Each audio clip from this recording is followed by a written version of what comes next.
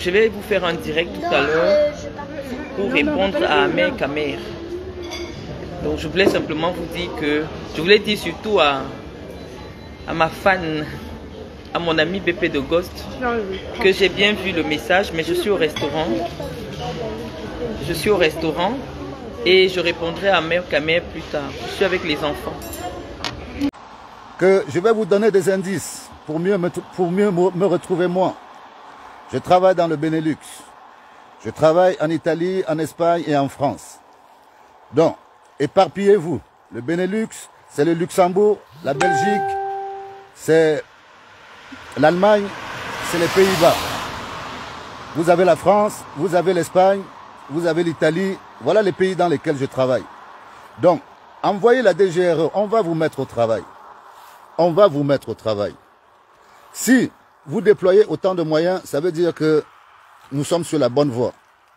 Et je dis à mes frères, nous ne lâcherons rien. Nous ne lâcherons de l'élite camerounaise en général et de l'élite de ma communauté en particulier. J'ai décidé de mener un combat pour le peuple camerounais. Je ne vais plus parler d'ethnie et de communauté. Parce que cela sert les profiteurs, les privilégiés, divisés pour mieux régner. Ça fait 42 ans que le président Biya est au pouvoir. 64 ans d'indépendance. Nous sommes en 2024. Je n'ai rien après ma famille Boulou ou ma famille Nanga. Je laisse maintenant de côté les Bamileke et les Bétis dans l'ensemble. Je vais donc m'adresser particulièrement à mes frères Nanga et Boulou. Donc, en ce moment précis, les conséquences de ce qui s'est passé, beaucoup sont en prison. Le professeur Alain Fogué, le Tché, le Mamba Noa Bebounisak, Awasso Mispam et une centaine d'autres Camerounais qui ont tout détruit, tout perdu dans la confusion. Il est important que ça ne s'échappe pas de vos esprits. Chaque personne qui vient et veut être un acteur du changement décide aujourd'hui qu'à partir d'aujourd'hui, moi-même hier, je ne savais pas ce qui se passe. Maintenant, je suis déjà dans le changement.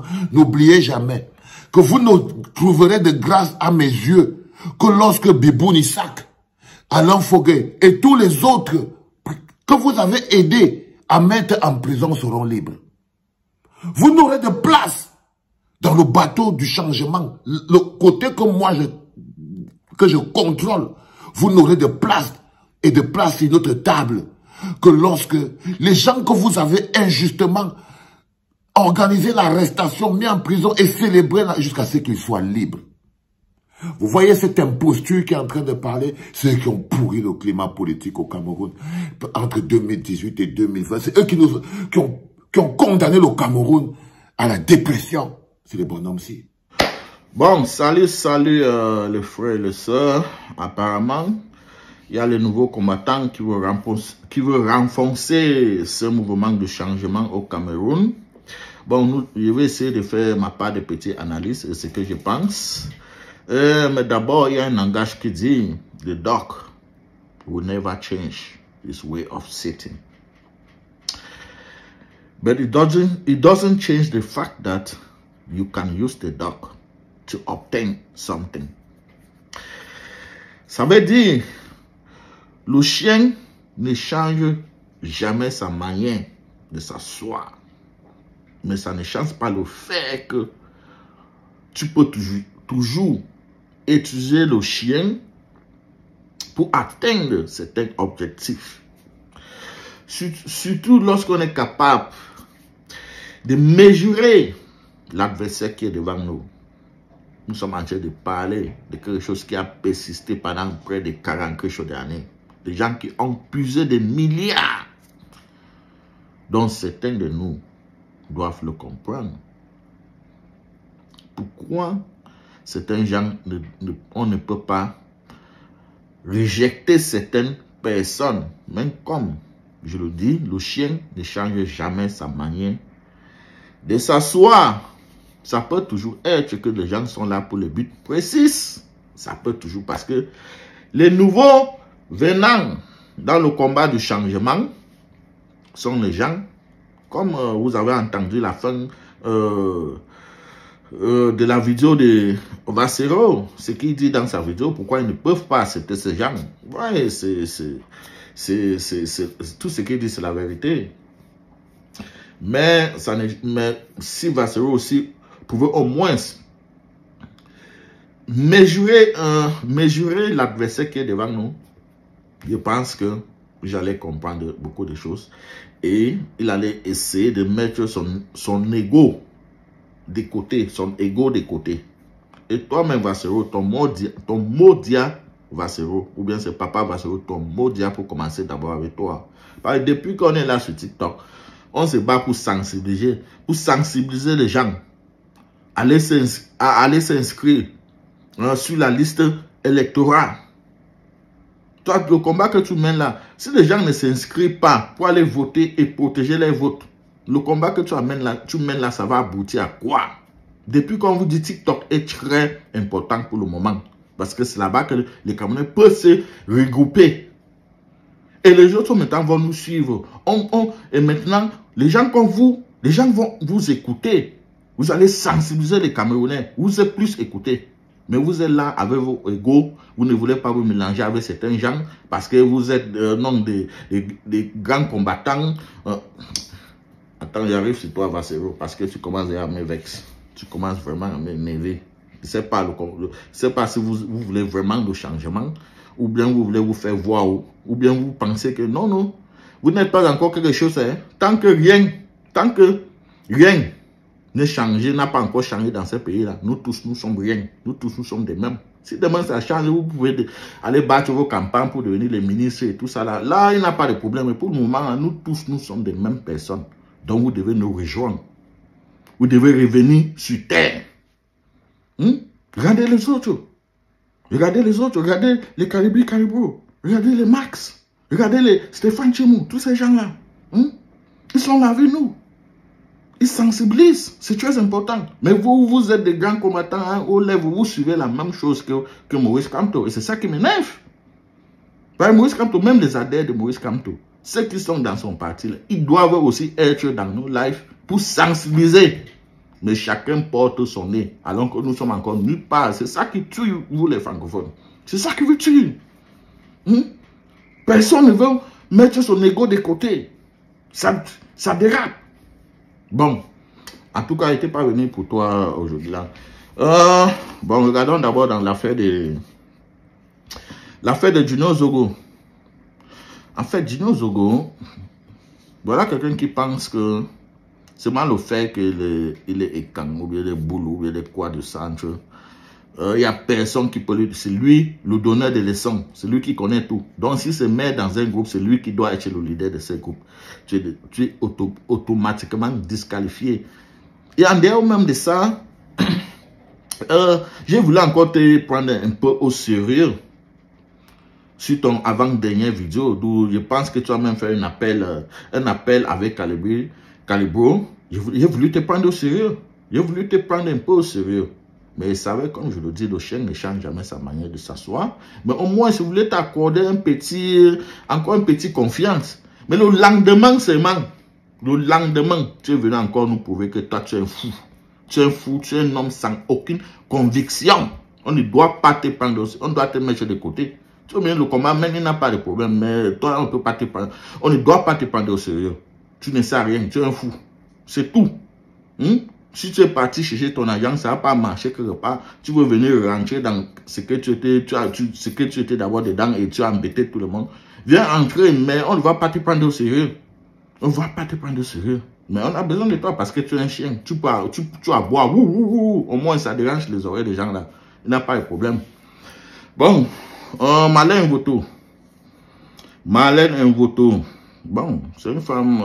elle est vraiment intelligente, hein? Elle est intéressante, elle est intéressante, mais ça ne change pas le fait que, bon, c'est eux aussi qui ils ont aidé à nous maintenir dans la souffrance, parce qu'ils étaient dans une affaire d'ethnie et tout ça là, sans vraiment comprendre que, normalement, ils devaient être dans le combat de tous les Camerounais, pas une affaire d'ethnie ou bien le frère du village qui est président et toutes ces conneries là. Mais maintenant, bon, si elle décide de venir entrer dans le combat du changement, on peut au moins l'accorder certaines confiances, mais pas tout entière. On peut manger avec des épées parce que ça peut toujours être qu'elle a une mission, que c'est un missionnaire qui le sert. Comme je le dis, le chien ne change jamais sa manière de s'asseoir. Mais pour le moment, je pense qu'elle est en train d'apporter une grande impact. Elle est en train d'impacter le changement. Là, tout le monde peut le constater. Et comme je le dis toujours, si les gens du centre se lèvent, le gouvernement tombe. Les gens disent, non, comment tu peux dire ça? Les gens sont quoi? Mais depuis que ces gens sont en train de parler, nous sommes en train de voir un peu de changement aussi. Donc, on peut aussi utiliser le chien pour obtenir certaines choses dans la vie. C'est très important pour obtenir ces changements. On peut toujours utiliser le chien, mais sans oublier ce qu'ils étaient hier. Sans oublier combien de fois ils ont déjà tourné les vestes. Sans l'oublier. Bon, pour le grand frère, ou bien c'est Gezo Mano, quoi, je sais pas, c'est ma première, je pense que c'est ma deuxième fois que je le vois. Je ne sais pas s'il faisait les vidéos avant ou pas, mais j'ai ce petit sentiment, sa manière de s'exprimer, je sens que c'est quelqu'un qui a un bon cœur. Donc, je ne peux pas lui reprocher quelque chose. Et parce que sa manière dont il parle, lorsque tu écoutes sa vidéo, sa manière qu'il y a les choses, quand quelqu'un parle, tu sens que non, il pense son combat là, il mène ça vraiment pour les Camerounais. Et pas pour son petit ego, ou bien pas pour devenir quelque chose d'aimant, et pas pour attendre quelque chose. Quand il parle, moi, je sens que c'est quelqu'un qu'on peut lui accorder certains respect et cette crédibilité. Bon, en conclusion, qu'est-ce que j'ai constaté dans ces nouveaux venus de changement, groupe de changement?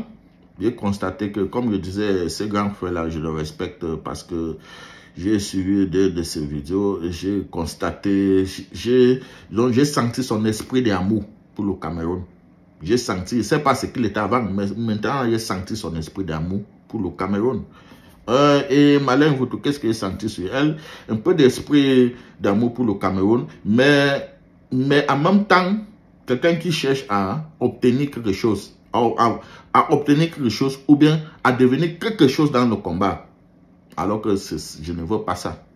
Nous tous, nous sommes les mêmes choses. Nous tous, nous voulons d'abord le changement. Si le changement là arrive, vous allez aller chercher vos postes. Mais ne venez pas ici vous lâcher sur la tête des gens. Parce que mais si on vous suit dans ça et que le changement arrive, c'est que vous avez pétiné les gens. C'est que vous allez faire la même chose que ce que nous sommes en train de combattre là. Hein? Bon, pour Junior Zogo, celui-là, c'est un fou. Les gens qui veulent le prendre de sérieux, vous pouvez le prendre de sérieux. Mais il va toujours vous embrouiller. C'est quelqu'un qui change sa veste à tout moment. Donc, il suit la gens comme le vent. Donc, ce n'est pas quelqu'un à prendre de sérieux. Et ce sont les gens qui sont dans les clashs. Ils vont vous orienter, vous distraire. Un mec camer. Parce que Marlène Voutou aussi, bon, elle est intelligente, elle est posée, elle apporte un impact, mais de temps en temps, elle est aussi entrée dans le clash.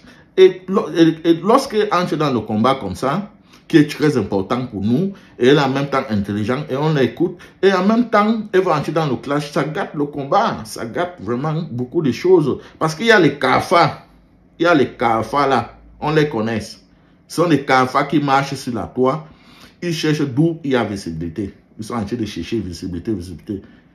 Et Marlène Voutou maintenant, c'est l'un des gens qui peuvent avoir de la visibilité derrière eux. Donc ils vont tout faire pour venir distraire les gens orientés. Parce qu'ils sont des CAFA. Même CAFA comme celui qui est à la tête de notre pays. Ce sont des mêmes choses, des CAFA. Ils sont là, on les connaît, pas besoin de citer les noms. Marlène Voutou vient de citer les noms. Bon, celui-là que Marlène Voutou a cité, je peux l'accorder un peu de la crédibilité parce que je le connais. Je le connais très bien. Donc, faites un one-man show. Toi-même, tu ne peux plus rentrer au pays. Donc, je t'accorde un peu de crédibilité. Je te connais. Tu n'es pas un gars méchant. Tu n'es pas un gars... Je pensais que tu étais méchant. Tu n'es pas méchant, mais tu es juste un peu toc-toc. Hein? Donc, tu vas te reconnaître. Tu es juste un peu toc-toc. Tu sautes dans tous les dossiers. Tu es dans le clash, tu veux le changement. Tu combats ceux qui veulent le changement. Tu es dans tout.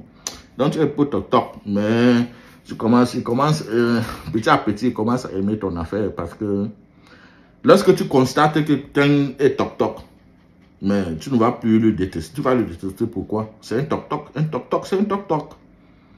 Donc, je reviens avec la deuxième vidéo, je continue à analyser ce qu'ils sont en train de faire. Bon, merci les gars.